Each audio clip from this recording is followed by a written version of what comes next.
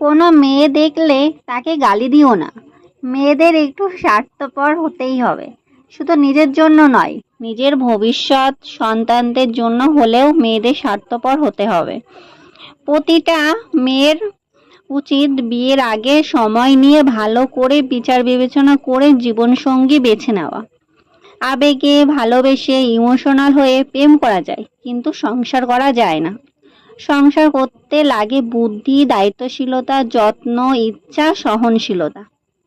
আবেগে ইমোশনাল হয়ে প্রেম করে বিয়ে করলে তারপর দেখলে জীবনসঙ্গী প্রেম করার যোগ্য ছিল, কিন্তু সংসার করার যোগ্য তার এখনো হয়নি, তাহলে সেই সংসার কি আদৌ টিকবে? প্রেমিক যদি ধৈর্যশীল না হয়, দায়িত্ববান না হয়, কর্মঠ না হয়, ভবিষ্যতের কোনো পরিকল্পনা না থাকে, পারিবারিক এবং সাংসারিক না হয়, তাহলে সেই